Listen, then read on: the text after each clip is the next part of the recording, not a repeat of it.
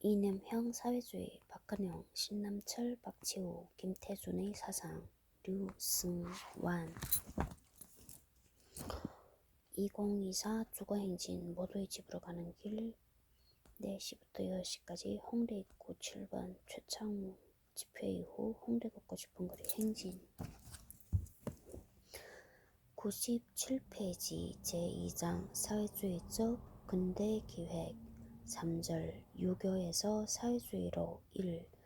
친일 유교와 황도 유학 황도 로슈에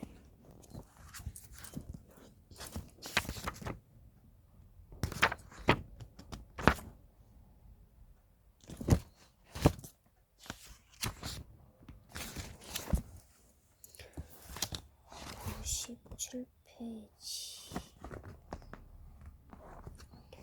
2. 정통요림의 항일투쟁과 사회주의 106페이지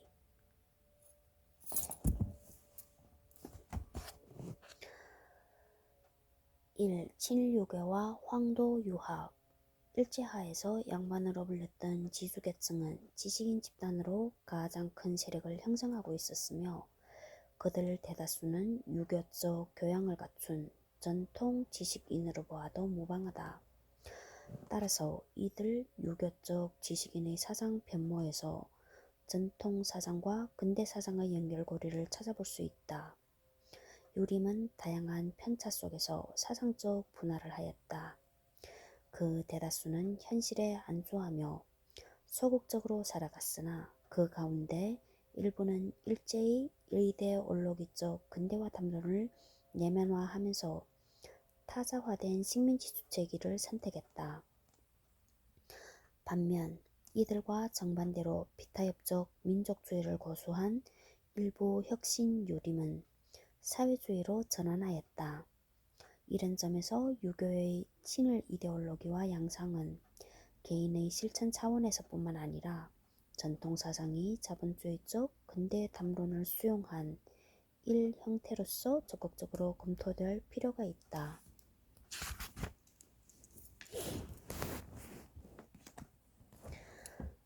친일요림과 혁신요림의 분화 과정 속에서 자본주의적 근대기획과 사회주의적 근대기획의 편차가 선명히 드러나고 있기 때문이다. 여기서는 친일요림의 논리에 대한 전반적 검토보다는 혁신요림의 사회주의로의 전환과 관계된 부분만을 검토하고자 한다. 111 98페이지 111에 대한 해석 친일요림의 논리에 대해서는 정목재 한말 일제하 요림연구 한국학중앙연구원 박사학위 논문 2008 78 내지 93쪽 참조 유교의 친일 이데올로기화는 크게는 일제의 식민 지배 전략과 관계되어 있다. 그것의 물적 토대는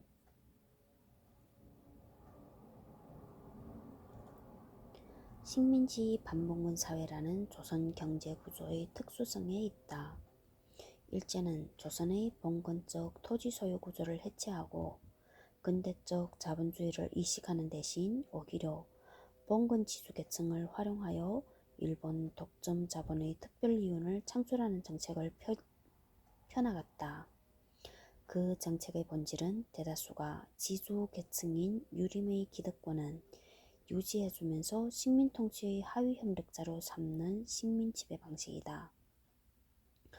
일본 제국주의는 이조 봉건사회의 지배계급인 봉건지주의 토지 소유권을 근대적 사유로 법인 파른 하고 그들을 소탕하는 대신에 포획하도록 하여 혁명적 농민들의 반제투쟁 조직화를 미연에 방지함으로써 한일 합방을 평화적으로 획득함에 성공하였던 것이다. 112 권태섭 조선경제의 기본구조 부르주아 민주주의적 개혁의 길 279쪽 권태섭의 지적처럼 일제와 조선 봉건지주계층의 타협은 봉건적 토지 소유 관계를 새로운 식민지 법제도 쪽에 온전 강화시키는 법인 파란의 과정에서 이루어졌다. 113. 이에 대해서는 한상범 헌법이야기 현암사 1997 참조. 이에 순응하는 대다수 유림은 식민지적 일상성에 안주하면서 소극적 자기유지 방책을 선택할 수 있었다.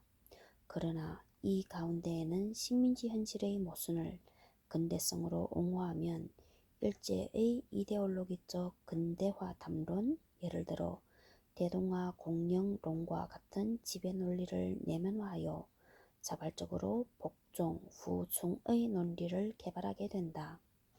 그리고 전문학자 가운데에서도 복종, 후충의 논리 개발에 종사하는 자들이 생겨났다. 유교의 친일 이데올로기화를 유교의 전통적 논리로 일제 식민 통치를 옹호하고 정당화는 이론을 개발, 보급, 교육하는 등의 행위로 정의한다면 친일 유림뿐만 아니라 전문학자 등도 그 이데올로기들에 해당된다. 이는 민족 반역 행위이지만 당시에는 민족의 이름으로 정당화되었는데 기본적으로 식민지 근대성의 모순을 보완하기 위한 필요에서였다. 그 기본 논리는 전통 사상에서 식민지 근대성의 근거를 찾아내는 것이다. 박치우는 동아협동체론이 박치우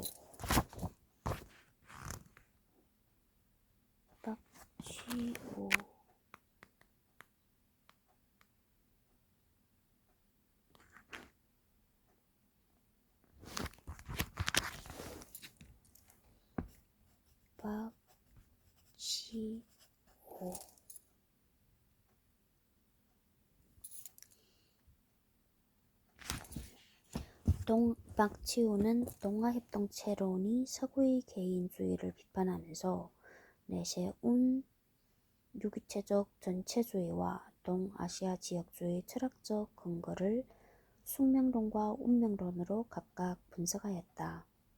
숙명론과 운명론도 전통사상에서 나온 것으로 볼 수 있다. 친일요림은 일제의 지배 담론을 이론적으로 보완하였다. 그들의 1세대 격인 이광수는 이렇게 말하였다. 새로운 일본적인 시명으로 일본인이 된 것을 맹세하고 선언할 것입니다. 이 창씨야말로 조선민족의 황국 신민화의 최대의 성명이요 성명이요 서원 시越민 동시에 또 최후의 차별 철폐 차别撤废라고 할 것입니다. 우리는 창씨를 황은에 대한 감사에 충성의 표로 하는 것이지 결코 어떠한 소득을 희구하는 심사가 있어서는 아니 됩니다. 114. 99페이지 114. 이광수 성전 3주년 산첼리 19407 교과서와 친일문학 동력 1988 55쪽 제2형 창씨개명 创世改名 내선 일체 내显一体 일산동조론 日显同族论 대동아공영 다동야공롱 등은 모두 식민지 근대성을 정당화하기 위해 개발된 논리이다.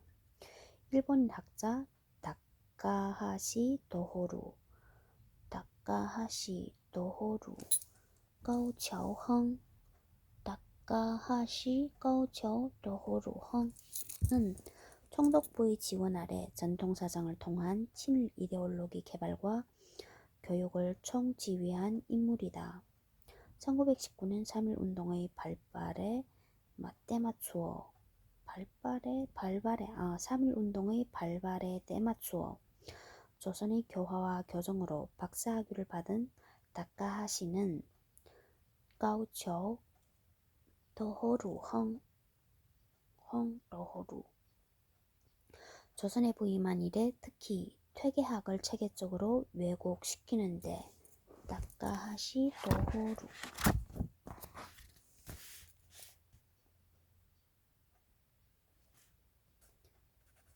다카하시 도호루 다카하시 도호루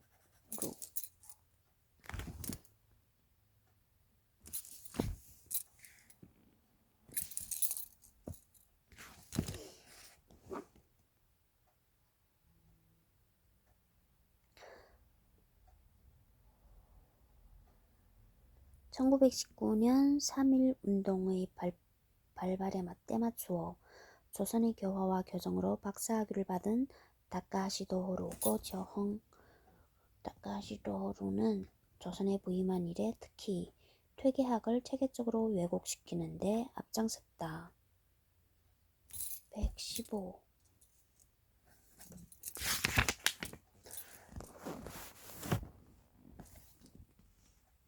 100페이지 115. 최용성, 다카하시 도호루의 꺼우저헝의 한국유학관 연구. 다카하시 도호짠 다카하시 도호루가 아니고 도호루인가 도루인가? 여기는 도루라 썼고. 다카하시 도루의 조선유학사. 예문서원 2001 참조. 다카하시는 꺼우저는 경성제국대학 설립준비위 간사, 경성제대 법문학부 조선어과 교수, 명륜 연성소 현 성균관대학 소장, 회화전문 현 동국대학 교장, 경기고보, 대구고보 교장 등을 역임하였다.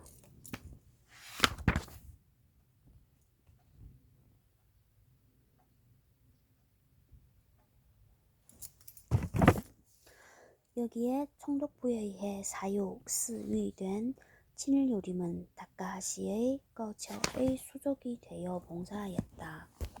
박종홍, 이명세, 안인식 등이 대표적 인물이다. 다카하시가 꺼저가 1939년 왕도유도에서 황도유도로라는 논문을 발표한 이후 식민지 조선에서도 황도유학이 본격적으로 공론화되었다. 1930년 경하군 사성으로 임명된 안인식은 대표적 이론가였다.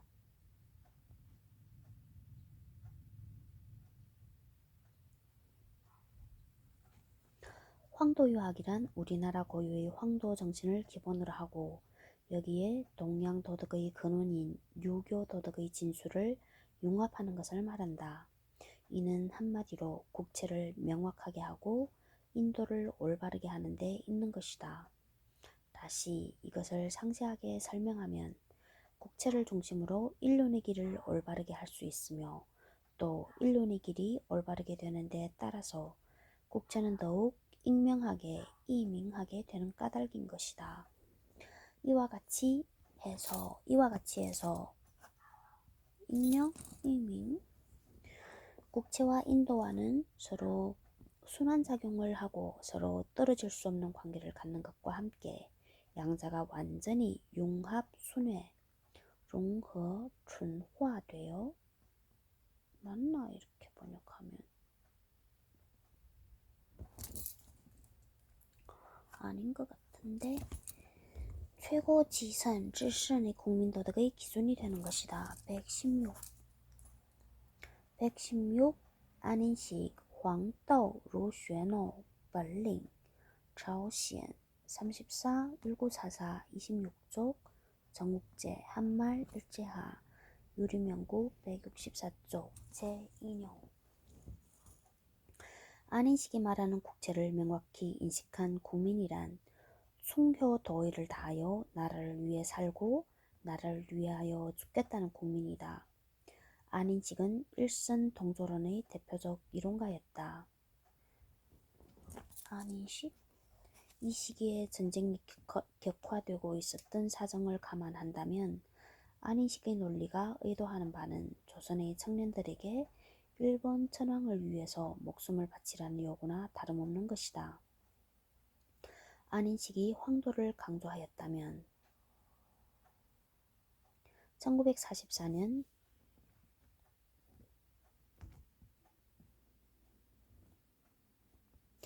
경하권 사성에 임명된 이명세는 대동아 공영론을 강조하였다. 유학의 진흥은 동아 공영권을 확립하는 데 가장 중요한 사항이 되는 것이 아닌가 생각한다. 요림은 종래부터 습득해온 유교 정신을 황도 정신에 합치시켜 황국 식민으로서의 길을 실천 공행함으로써 국가적인 대사업에 공헌해 주기를 간증하게 바람하지 않는 바인 것이다. 101페이지 117 춘산명시李明是呢创始名东亚共荣圈都儒教呢약고알인가 역할 이끄 루다이朝鲜儒道联盟 1942 41쪽 정국제 위의 논문 172쪽 재인용 박종홍은 1926년 다카하시가 고초가 교장으로 있던 대구 고보에 교유로 취임하여 퇴계의 교육사상이란 논문을 썼다. 이 시기를 전후하여 퇴계의 호학인 허씨 일무는 만주에서 항일무장투쟁을 준비하고 있었고 퇴계의 종손 이육사 이원조 형제는 의열당과 조공을 통하여 국내에서 항일투쟁을 하고 있었다.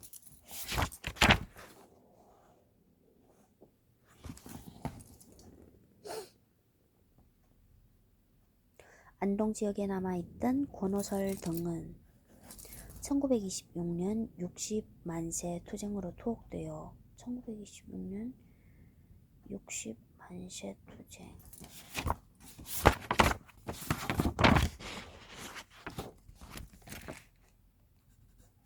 권오설 1926년 60만세 투쟁 60만세 투쟁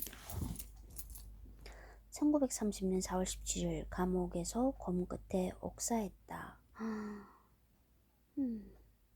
4년 만에 1930년 4월 17일 1930년 4월 17일 118 성대경 강만길 한국사회주의 운동 인명사전 창작과 비평 1996 34-35쪽 이런 사정을 고려하면 왜 다카하시와 박종홍이 퇴계학을 일제히 통치 이데올로기로 끌어들이려 했는지가 분명해진다. 조선어문학과 강좌장이었던 다카하시는 특히 퇴계를 강조하였고 강은영도 그들의 퇴계학 중심이었다.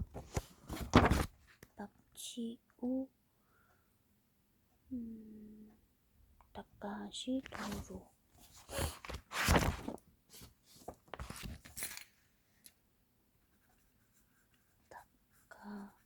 다카하시 도루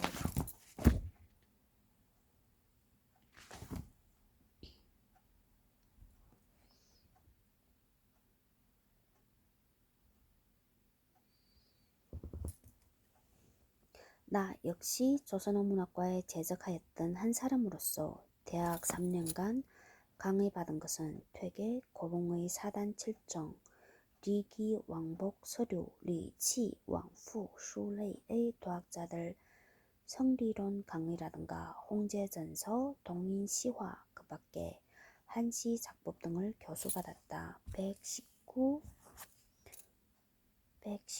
김사엽 계고 국문학사 정엄사 1950 3쪽 김용직 김태준 평전 102쪽 재인용 경성제대의 동양학과 국학은 비판적으로 극복되지 못했을 뿐만 아니라 전통문화, 유교 자본주의, 한국학 등 다양한 외피를 쓰고 지금까지 영향력을 행사하고 있다.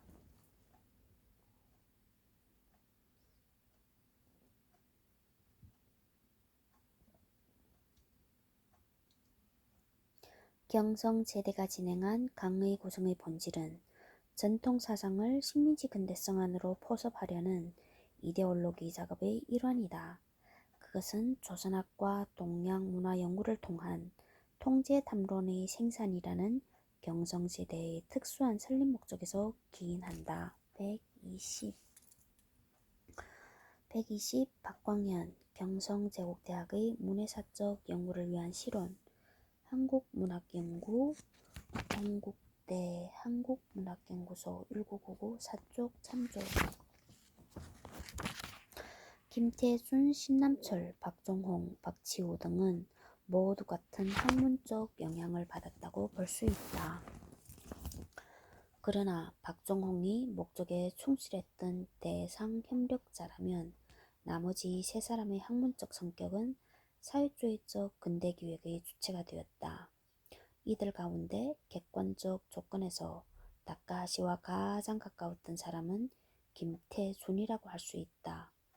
김태준은 조선문학사를 전공했고 경학원의 직원, 즉 외환을 거쳐 명륜 전문 강사를 지냈고 1939년 다카하시 후임으로 경성제대 최초의 조선인 강사가 되었다. 유학적 소양, 전공과 경력 등에서 김태준은 박종홍보다 더 전문성 있는 전문학사형 요림으로 분류할 수 있다.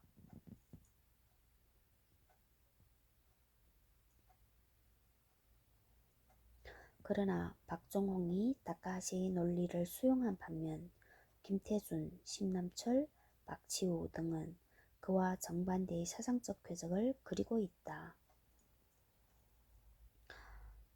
조선 학술원에서 활동하다가 신남철과 함께 폭행하여 조선 철학사를 집필한 정진석은 일제하의 파시즘 철학을 다음과 같이 평가하고 있다.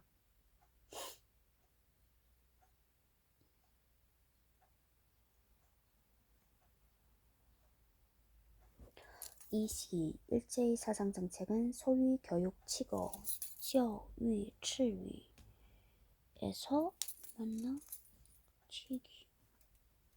집중적으로 표현되었는 바 그 사상적 내용은 기본적으로 일본 천황의 시조신을 숭배하는 신도사상을 중심으로 하여 유교, 불교 및 구라파 부르주아 철학 특히 칸트 철학을 절충한 것이다. 102페이지 121 정진석괴 조선 철학사 평야 사회과학원 역사연구소 1961 도서출판 광주 1988 305쪽 박종홍의 경우 칸트보다 하이데거를 추종하긴 했지만 정진석의 평가는 전체적으로 박종홍 철학에 크게 벗어나지 않는다. 퇴계문인과 호선의 사례에서 보이듯이 혁신유림의 사회주의 수용이 비타협적 민족주의의 결과물이라면 다카하시와 박종홍의 퇴계학은 곡학 아세, 취쉐의시라는 평가를 면하기 어렵다. 친일요림과 항일요림의 분화와 마찬가지로 다카하시의 제자인 박종홍과 김태준 등의 사상도 뚜렷하게 나누어졌다. 박종홍의 철학이 전통사상과 문화를 근대적 지식체계 안으로 수렴하는 이데올로기적 작업이었으며 그 방향이 사회주의적 근대기획의 대극점에 서 있었다는 점에 주목할 필요가 있다. 그는 철학하는 것의 출발점을 이 시대, 이 사회의, 이 땅의 현실적 존재 자체라고 하였다. 103페이지 122 박종홍哲学하는 것의 출발점에 대한 1. 2원哲学 第一号 京城昭和8年철학연구회 16조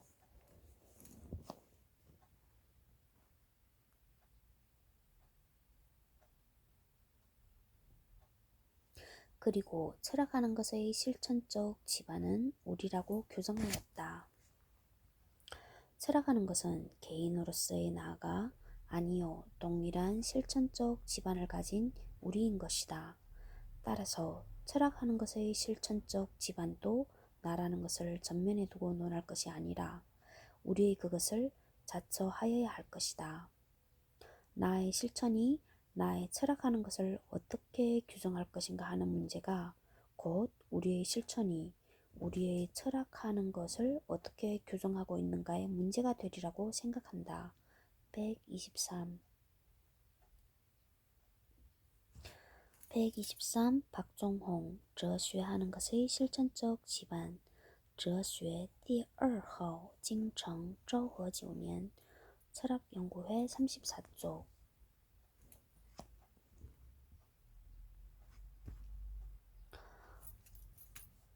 개인의 실천이 아닌 집단의 실천이 집단의 사상을 규정하며 철학의 주체는 우리 즉 집단이라는 것이다.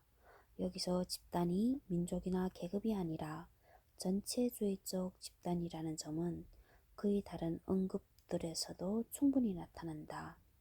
이에 대하여 박지호는 실천이 철학의 집안이긴 하지만 그 실천의 두 조류인 볼셰비즘과 파시즘 가운데 어느 것이 참이고 어느 것이 거짓인지를 검토하여야 한다고 지적하였다. 124.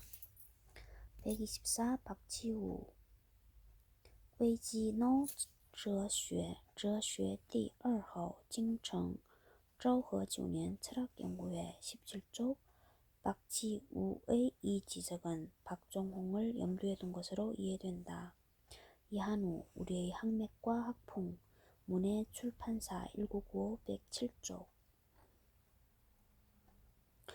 철학의 존재 조건이 현실이며 그 존재 이유가 실천이라고 파악한 점은 박지우와 박종홍이 비슷하였다. 그러나 실천의 기준이 현실적 이성인가 아니면 현실 초월의 의지인가라는 점에서 두 사람은 결정적으로 달랐다.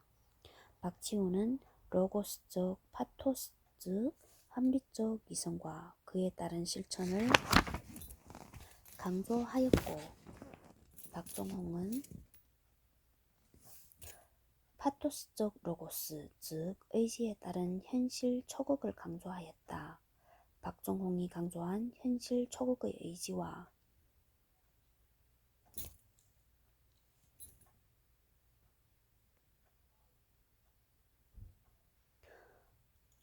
현실 파악의 방법으로는 일본 제국이 만들어낸 국가주의 철학의 조선판에 해당된다.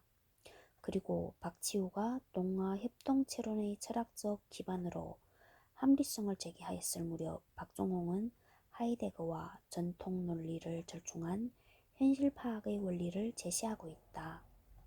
하이데거의 초월이 야스퍼스에 비하여 날카롭지 못하기 때문에 도리어 내재적이며 비변증법적인 철학이라는 평까지 받는 것이다. 그러면 자력 탈익을 초월한 절대의 유무상전의 힘을 어디서 찾을 것인가? 나는 이것을 동양제례의 수로용법을 본받아 쫑이라고 하고 싶다. 이때 현성되는 시행되는 현실은 구체적 실천을 매개로 파악한 것이니 만치 구체적 보편으로서 문화사회인 것이요 비봉쇄적인 국가일 것이다. 현실에서 현실로 이것이 현실 파악의 길이었다. 현실 파악의 길 그것은 국가의 건설을 위한 성전이다. 현실 파악의 길 그것은 현극의 길, 사투의 길, 피의 길, 극소수의 예외자만이 능히 참말로 걸을 수 있을 만치 험난한 길이었다. 125.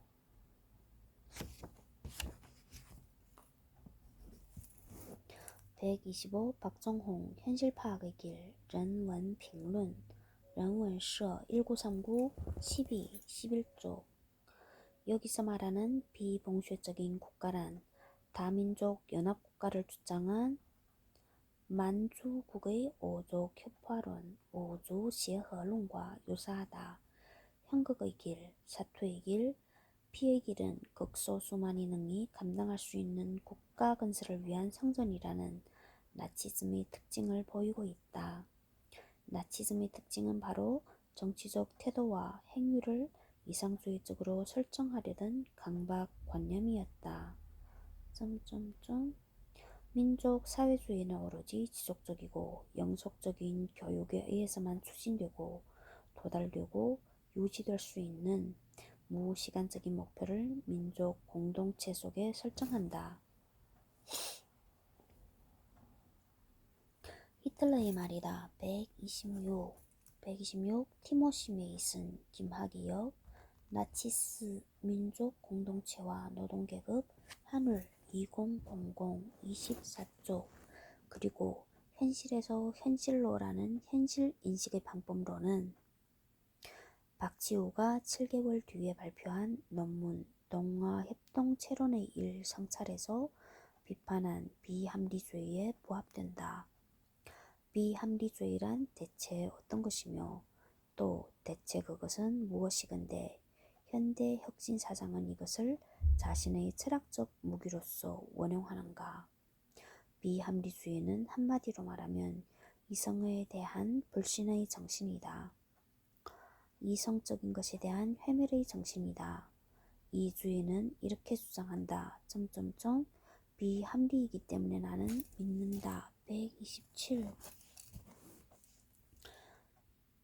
105페이지 127 박치우 동아협동체론의 1 성찰 9조.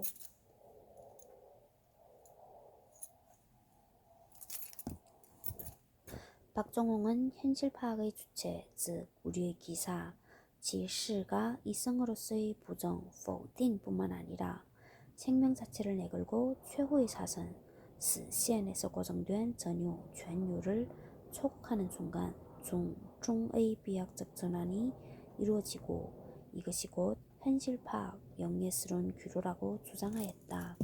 128 박종홍 현실 파악의 길 10조. 여기서 무사도, 우실도, 현실 초급, 영예스러운 죽음, 영혼의 귀환 등 가미카제의 상징과 유사한 개념들이 나타난다. 이상의 간략한 논의를 통해서도 일제가 내세운 현대 혁신사상의 방법론이 서구 파시즘과 유교적 전통 개념들의 혼합 또는 절충임은 분명히 드러난다. 안인식, 이명세 등이 유교 내부의 개념 속에서 여기에 일조했다면 박종홍은 서구 파시즘과 전통 개념의 두 영역에서 보다 폭넓게 이데올로기 작업을 했다고 볼 수 있다. 종이라는 수련은 불교의 종관에도 있지만 박종홍 철학의 경향으로 보아 유교에 더 가깝다고 볼 수 있다.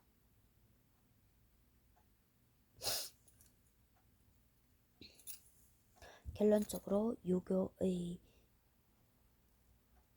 친일 이데올로기화는 유교가 식민지 근대 담론을 내면화한 결과, 즉 유교가 선택한 자본주의적 근대 기획의 한 양상이었다. 역으로 일제는 유교에서 식민지 지배의 모순을 호도하고 침략 전쟁을 합리화하는 이데올로기적 근거를 마련했다고 볼 수 있다. 그것은 현대 혁신 사상이라는 명분하에 동아협동체론, 대동아 공영론이라는 유기체적 전체주의로 구체화되었다.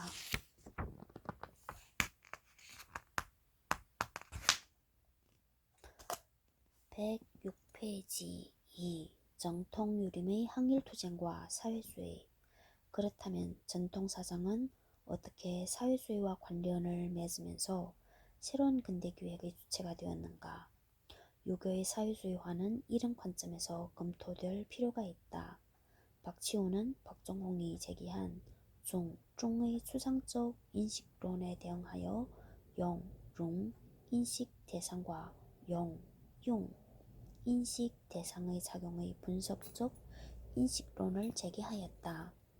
그리고 동아시아의 신질서는 끄의 고도의 자각을 거쳐서 절대의 타자가 하나가 되는 변증법적 통일에 의해서만 건설될 수 있다는 견해를 내놓았다. 106페이지 129 박치우 동아협동체론의 1 성찰 20쪽. 이는 전체주의 천황제의 파시즘에 대한 암종 모색이라고 할 수 있다.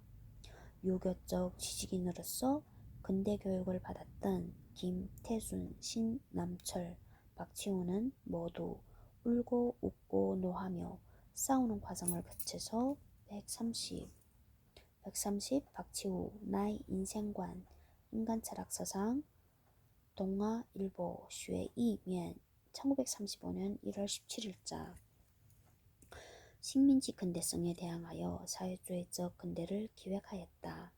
그것은 구체적으로는 대동아 공영의 논리에 대항하는 것이었다. 조선의 전통적 지식인 계층은 초기에 자생적으로 사회주의를 수용하였다. 영남의 혁신요림 가운데 퇴계학파에서 그 전형적 사례를 찾아볼 수 있다. 이는 근현대 사상사의 연속성 확보 차원에서 재평가되어야 하는 역사적 사실이다. 조선 공산당의 창립과 재건 운동의 퇴계학파 혁신요림의 이세들이 중요한 역할을 수행한 사실은 한국 근현대 사상사의 연속성 확보 차원에서 고찰될 필요가 있다. 해방 직후 재건 조선 공산당 중앙은 자신의 조직 전통을 일제하의 조선 공산당에서 찾고 있다. 131 박헌영 조선 공산당 21주년 기념일에 지하야 스 이정 박헌영 전지 257쪽 참조.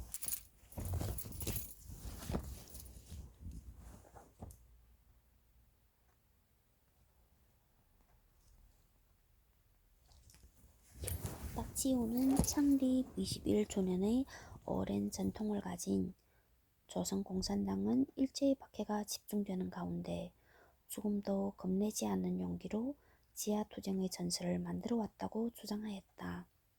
1925년 4월 17일 창건된 조공은 제4차당까지 일제경찰의 탄압으로 무너졌으나 해방 직전까지 당 재건을 위한 시도는 계속되었다. 132, 107페이지 132 김인덕 조선 공산당의 투쟁과 해산 일제화 사회주의 운동사 한길사 1991 43 내지 90쪽 신주백 8.15 해방과 조선 공산당 재건 같은 책 251 내지 294쪽 3조. 재건 조공중앙이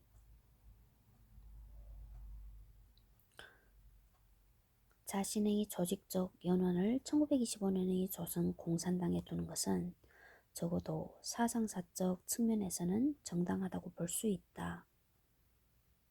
조선 공산당 창건 과정도 혁신유림과 관계되어 있다.